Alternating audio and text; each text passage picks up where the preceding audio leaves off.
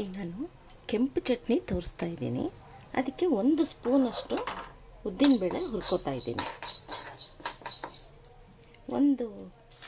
12 ಬ್ಯಾಡಗಿ ಮೆಣಸಿನ್ಕಾಯಿ ತೊಗೊಂಡಿದ್ದೀನಿ. 2 ಗುಂಟೂರು ಮೆಣಸಿನ್ಕಾಯಿ ತೊಗೊಂಡಿದ್ದೀನಿ.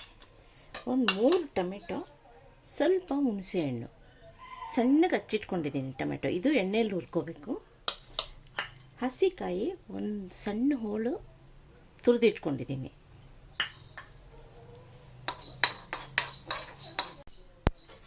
ನೋಡಿ, ಕೆಂಪು ಹುರ್ಕೊಂಡಿದ್ದೀನಿ. 1 ಟೇಬಲ್ ಸ್ಪೂನಷ್ಟು ಉದ್ದಿನಬೇಳೆ. ಇದು ಮಿಕ್ಸಿ ಜಾರ್ಗೆ ಹಾಕ್ಕೊಂಡಿದ್ದೀನಿ. ಈಗ 1 ಸ್ಪೂನ್ ಎಣ್ಣೆ ಹಾಕ್ಕೊಂಡು ಮೆಣಸಿನ್ಕಾಯಿ ಎಲ್ಲ ಹುರ್ಕೋಬೇಕು. ಸ್ವಲ್ಪ ಕೆಂಪಾದರೂ ಸಾಕು.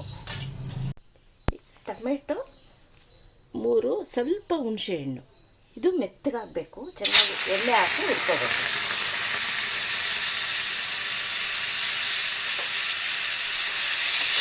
ಕೊಬ್ಬರಿ ತೊಗೊಂಡಿದ್ದೀವಲ್ಲ, ಇದನ್ನು ಹುರ್ಕೋಬೇಕು.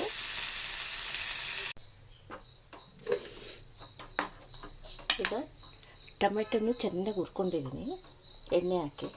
ಈಗ ಕೊಬ್ಬರಿನೂ ಹುರ್ಕೊಂಡಿದ್ದೀನಿ. ನೋಡಿ, ಕೆಂಪಾಗೋ ತನಕ ಹುರ್ಕೊಂಡಿದ್ದೀನಿ. ಈಗ ಮೆಣಸಿನ್ಕಾಯಿ ಮತ್ತು ಉದ್ದಿನಬೇಳೆ ಇದೆರಡು ಪುಡಿ ಮಾಡಿಕೊಂಡು ಕೊಬ್ಬರಿ ಟೊಮೆಟೊ ಹಾಕಿ ರುಬ್ಕೋಬೇಕು. ಫಸ್ಟ್ ಒಣಮೆಣಸಿನ್ಕಾಯಿನೂ ಉದ್ದಿನಬೇಳೆ ಮಿಕ್ಸಿಗೆ ಹಾಕ್ಕೊತೀನಿ, ಪುಡಿ ಮಾಡ್ಕೊತೀನಿ. ಯಾವುದಕ್ಕೂ ನೀರು ಹಾಕ್ದಂಗೆ ರುಬ್ಬಬೇಕು. ನೋಡಿ, ಈ ಥರ ರುಬ್ಕೊಂಡಿದ್ದೀನಿ. ಈಗ ಟೊಮೆಟೊ ಹುರ್ಕೊಂಡಿದ್ದೀನಿ. ಇದಕ್ಕೆ ರುಚಿಗೆ ತಕ್ಕಷ್ಟು ಉಪ್ಪು ಹಾಕ್ಕೊಂಡು ಸುಮ್ಮನೆ ರುಚಿಗಷ್ಟೇ ಸ್ವಲ್ಪ ಬೆಲ್ಲ ಹಾಕ್ಕೊಂಡಿದ್ದೀನಿ. ಇದನ್ನು ರುಬ್ಕೊಂಬರ್ತೀನಿ. ಈಗ ರುಬ್ಬಿ ಇದಕ್ಕೆ ಒಗ್ಗರಣೆ ಕೊಟ್ಟರೆ ಮುಗೀತು. ನೋಡಿ, ಇದಕ್ಕೆ ಸಾಸಿವೆ ಹಿಂಗು ಎಲ್ಲ ರುಬ್ಬಿಟ್ಕೊಂಡಿದ್ದೀನಿ. ಇದಕ್ಕೆ ಸಾಸಿವೆ ಹಿಂಗು ಎಲ್ಲ ಎಣ್ಣೆ ಹಾಕಿ ಒಗ್ಗರಣೆ ಕೊಟ್ಕೊಂಡಿದ್ದೀನಿ.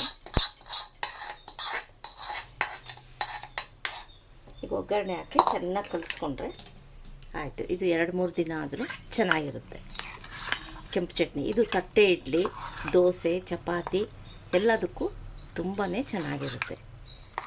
ನೀವಿನ್ನೂ ಜಯಾ ಸ್ಕಿಲ್ಸ್ ಚಾನಲ್ಗೆ ಸಬ್ಸ್ಕ್ರೈಬ್ ಆಗದಿದ್ರೆ ಸಬ್ಸ್ಕ್ರೈಬ್ ಆಗಿ, ಲೈಕ್ ಮಾಡಿ, ಶೇರ್ ಮಾಡಿ.